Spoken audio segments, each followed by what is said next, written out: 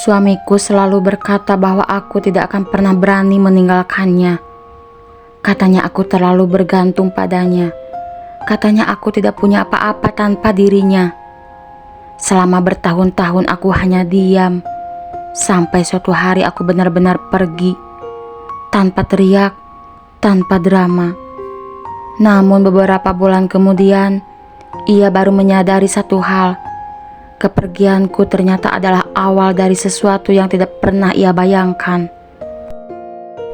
Ketika pertama kali menikah, aku percaya bahwa suamiku adalah orang yang tepat untuk menjalani hidup bersamaku.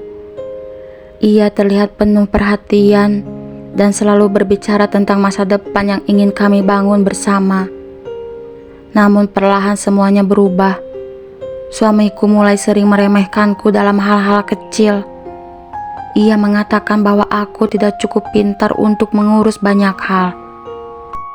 Setiap kali aku mencoba memberikan pendapat, ia selalu memotong pembicaraanku. Awalnya aku mencoba menganggap itu hanyalah candaan, tetapi semakin lama kata-katanya terasa semakin menyakitkan.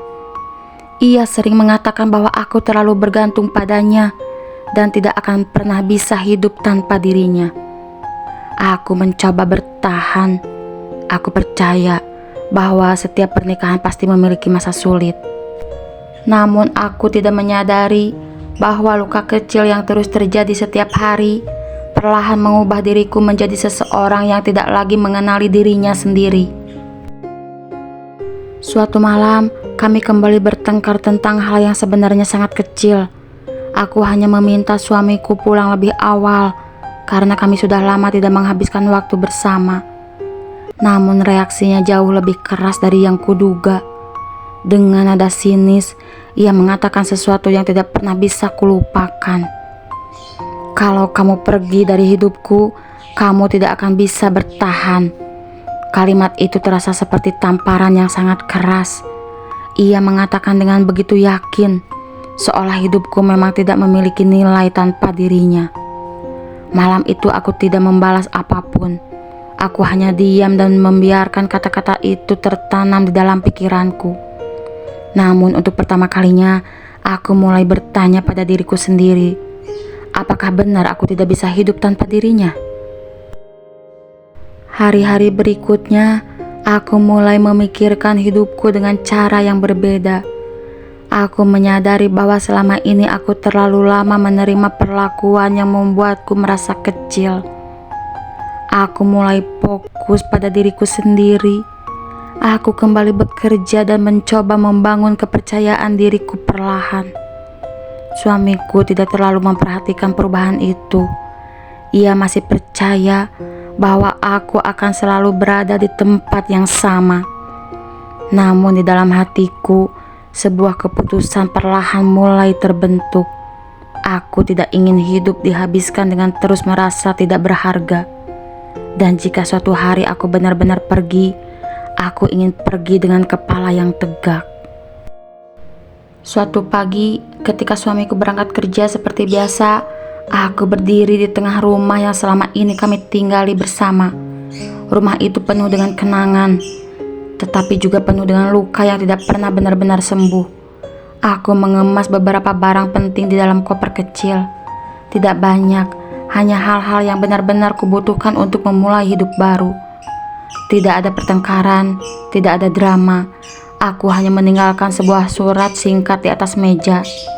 Dalam surat itu aku menulis bahwa aku memilih pergi bukan karena aku lemah, tetapi karena aku akhirnya menghargai diriku sendiri. Lalu aku melangkah keluar rumah tanpa menoleh kembali. Beberapa bulan setelah kepergianku, hidupku perlahan berubah.